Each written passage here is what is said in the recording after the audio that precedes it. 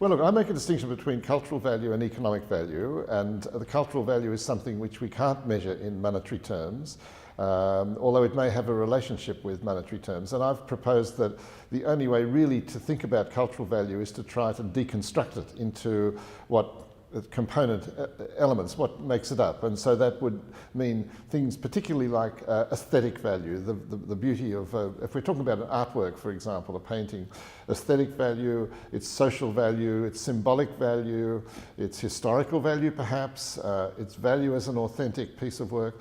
These are all components of something which we have come to call cultural value, which is a way of expressing the cultural significance of an art object, or not just of an object, but of the arts in general.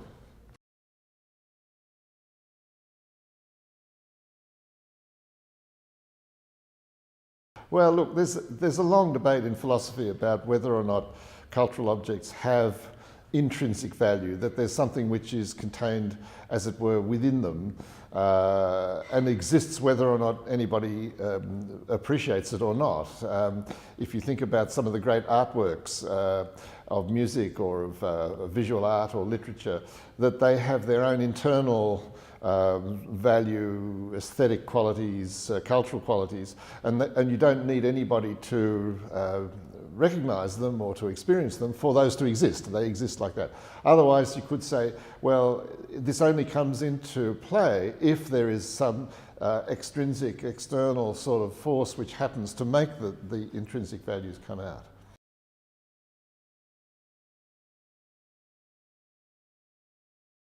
It's hard to say, I think, because the balance depends on one's point of view.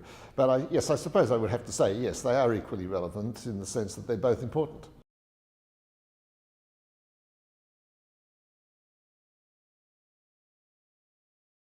Public institutions, yes. Of course, public cultural institutions do, museums and galleries and so on. Other sorts of public institutions, like, do you mean like public buildings that might have, say, that should commission artworks to display in the foyers or something like that?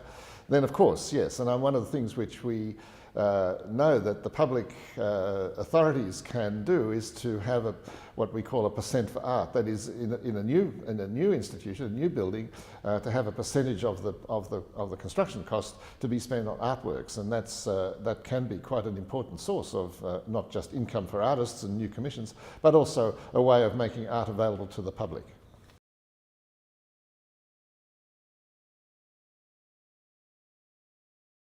Well, the private sector has a very strong role to play, of course, because we live in an economy which is really, in a sense, dominated by the private sector in economic terms. So if the arts and art in general is to flourish, then some involvement of the private sector is important. There are commercial reasons why the private sector might be interested in art. For example, acquiring art for boardrooms and so on, which might be valuable and become part of the assets of a company. But there's also the more general question about the private sector's involvement in funding the arts through philanthropy and so on. And that is another whole area which is very important and is, if you like, complementary to the public support for the arts and culture, which of course is still fundamental.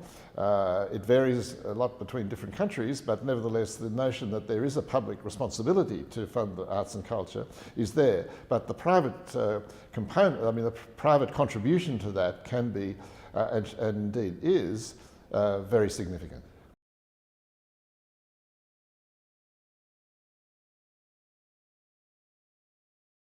That's a relatively new concept, and in order to understand it, you really have to think in terms of the whole development of the debate about sustainable development, and that goes back to the 1980s when the World Commission on Environment and Development, set up by the United Nations, which was chaired by Mrs. Brundtland, so it's known as the Brundtland Commission, and that developed that put forward the idea of sustainable development.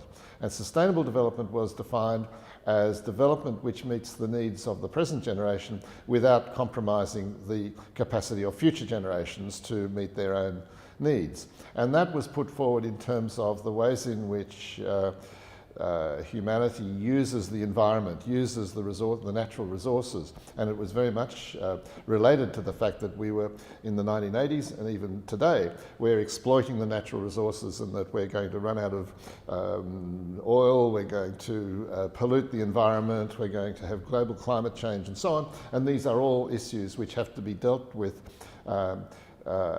through sustainable processes, environmentally sustainable processes.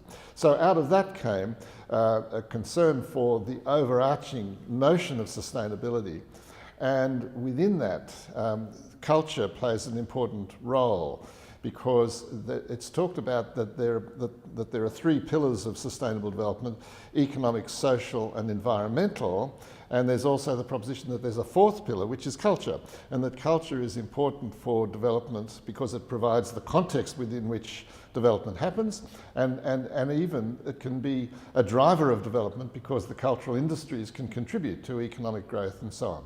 So, out of all of this is a sort of preamble to answering your question about culturally sustainable development. Just as there is a notion of environmentally sustainable development, we can also talk about culturally sustainable development, which means using cultural resources in a way which satisfies our own needs, but doesn't compromise the continuation of the culture for the future generations. And so it has particularly to do with the creation of art and the preservation or the protection of cultural heritage.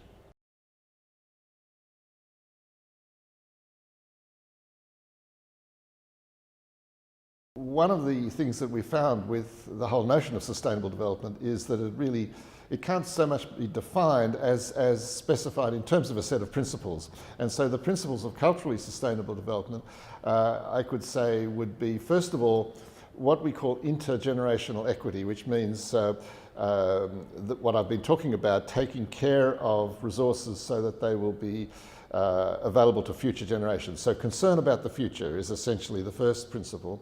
The second principle, it has to do with the ways in which culture is provided and accessed now for our own generation, for our own people, that there should be non-discrimination, that we should have free access to cultural participation, there should be freedom of artistic expression. These are all contained within this notion of equity for the present generation.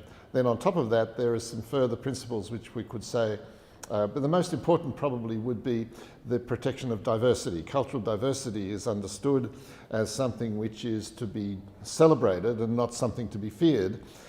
We have to accept the fact, we do accept the fact that the human mosaic, as the phrase is, the sort of variety of different cultures, people, skin colours, ethnicities, religions and so on, is part of what makes us human.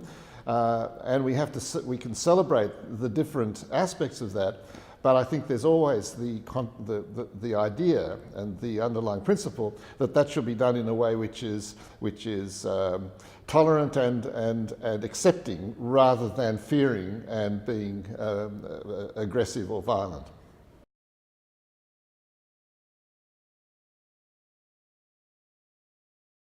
Well, that really comes to the question of how culture is actually perpetuated,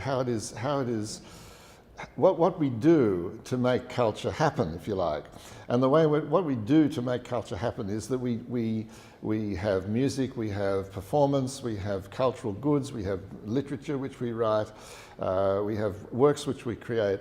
And some of these things are, as it were, purely artistic and just only done for artistic enjoyment, but some of them are really very useful and contribute a lot to people's well-being and so on. So the cultural industries we define nowadays quite broadly to mean industries which produce cultural goods and services, and that means goods, cultural goods which have some sort of meaning, some sort of symbolic qualities, and that includes not just artworks, but also film, television, music, video games, and includes even the media and so on. So it's quite a broad conglomeration of industries which are the cultural industries. And the proposition is that they can contribute to economic development because they produce employment, they produce output, they produce incomes, and so on. But at the same time as they do that, they also contribute to cultural development, because every time we make a film or something like that, we do something for our culture, you know, and it's something innovative, perhaps something fresh, interesting, new, and so on. And so the culture, I mean, cultures never stay still. They continue to change, and that happens through this process of cultural participation and cultural production. And so the cultural industries contribute to sustainable development because they can do exactly that. They can link the economic development and the cultural development together.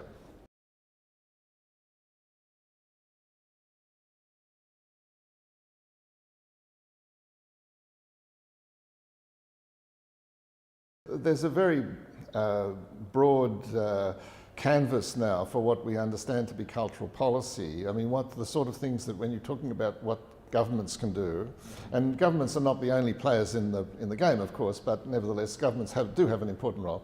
So the question is that cultural policy has grown up, as it were, in the last 10, 20, 30 years to be much more clearly defined as to what constitutes a policy towards culture. And it's a very much a multi-dimensional thing, because it's not just support for the arts or support for cultural industries or something like that, but it extends right across the board to things like education.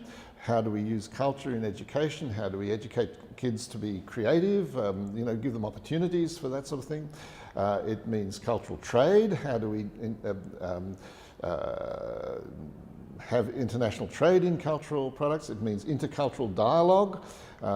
It means regional development. It means industrial development. It means innovation policy. You can see almost every ministry in a government has some sort of some connection with cultural policy. And so although in any government situation it varies, of course, between different countries, but in most countries there's something like a Ministry of Culture or something like that, and that takes the responsibility for being the centre for the cultural policy, but it extends right across the board into all of these other areas. So in each of those areas there are particular strategies which might be used. In education, for example, a strategy to introduce more cultural understanding and creativity into school curricula, that sort of thing. And in another area it might be cultural exchanges with other countries, sending artists and performing companies abroad. These are all different strategies that might be used within the different areas of cultural policy.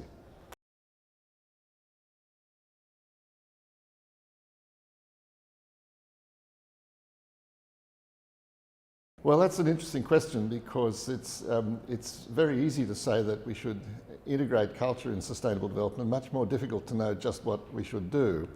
I could refer here, I think, to the Cultural Diversity Convention, the UNESCO Convention of 2005, which is probably the most important international instrument which provides a framework for cultural policy. And a key part of that convention is to say that countries should make every effort to integrate culture into their sustainable development policies. And what we find in most countries, and I've done a lot of reviews of different countries' policies in this respect on behalf of UNESCO, what we find is that some countries have, say, a national development plan, a 5-year plan or a 10-year plan. Some have specifically sustainable development plans to try to do something about, you know, sort of environmental issues and so on. And what can be done is to think of the ways in which culture generally, but particularly the cultural industries, can be included in a national development plan. And that's really, it's really through the planning process, I think, that is the answer to the question. It's really through the planning processes that can stand back and say, what do we really need to do to understand how culture can participate in the development process, can provide the context for development, and can actually drive a development process. And that comes, I think, through the planning mechanisms.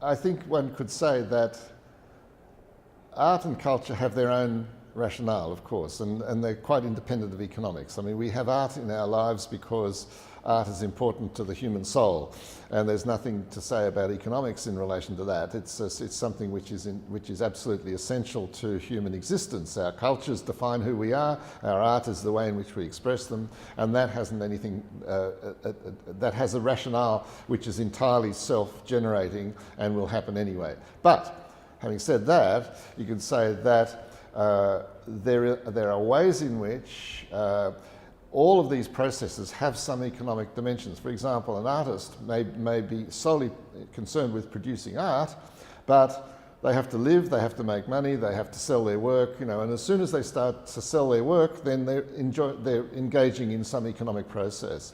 And so there's economic processes right throughout this thing. So economics, of course, is the study of how these processes work in the general economy, and they work as much for art and culture as they do for anywhere else. So what we do find is that often, because of the peculiar nature of the arts and the peculiar nature of culture, some of the ways in which economics applies to phenomena in the cultural sector is rather different from the way in which it applies elsewhere. For example, in relation to artists. Now, we usually think of workers as being people who only work in order to make an income, and if the less work they did, the better, and that they would prefer to do less work.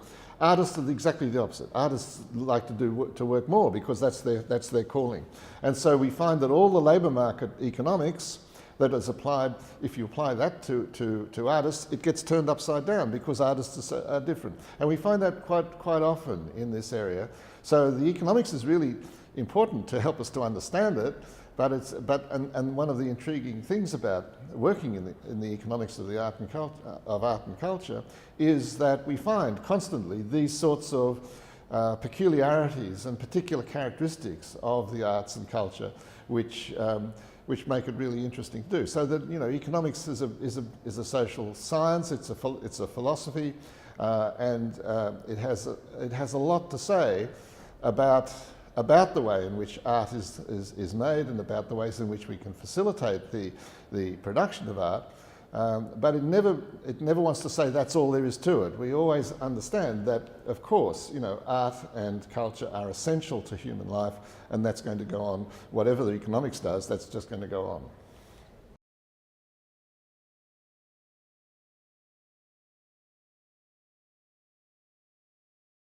Well, look, I guess you could say just about anything. And one of the nice things about the conference, the Cultural Economics Conference, the biennial conference, is that it's always amazing how much variety there is of work that's going on that interests people and that they're doing interesting and useful work.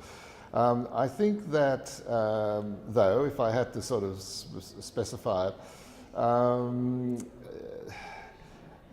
I guess that one of the things, of course, which is influencing the arts, like the whole of the economy, are phenomena like globalization and the influence of new technologies. And so the rise of the digital economy, the ways in which the digital economy is affecting the arts and culture, that is throwing up a whole lot of new questions, many of which are being grappled with, but there's still an awful lot more that we don't know about that. And so I think and as we, this is something which is going on very rapidly. It's the biggest, the technological changes of the last 5, 10, 15 years are as much happening in that time as happened in the whole of the Industrial Revolution over the entire 19th century. So it's a really interesting time to be alive. And it's throwing up all sorts of questions about art, culture, how we produce art, how we consume art, particularly, and almost every day some new questions are coming up. So that's and young people, when you talk about young researchers, they tend to be the people who are on Twitter, Facebook, who use the social media a lot, who play video games, for example, and so on. And so they're the ones who are engaged with this sort of new technology. And so they're, you know, the problems that come up through that are things that they would be really well placed to study. Having said that, you know, I think that there are certain perennials that go on forever. You know, how much should the state be involved in the production of art and culture? How do we value the arts? You know, I'm myself very interested in questions of valuation. How do we value the art? These are questions which go on, and the reason why they're interesting is that we never actually solve them. You know, they just keep on being. If we solved them, then they wouldn't be interesting anymore. So it's something which will keep us going, I guess, forever.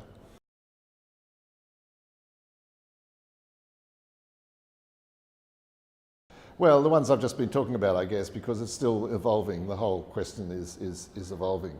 Otherwise, I'm not sure that I could say anywhere particularly is undeveloped in the literature. I mean, the literature is very, very broad nowadays. I mean, it's to keep abreast of the literature is really quite a thing in any area. There's so much going on.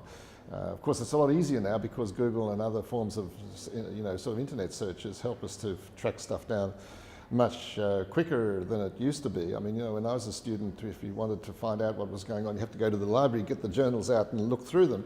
Nowadays, we can do it all on Google and other search engines and databases and so on. So that's one area. I think the question of data, how we use data, how we use big data, for example, these are questions that haven't yet really been properly explored, but it's all related to this question of new technologies and new things.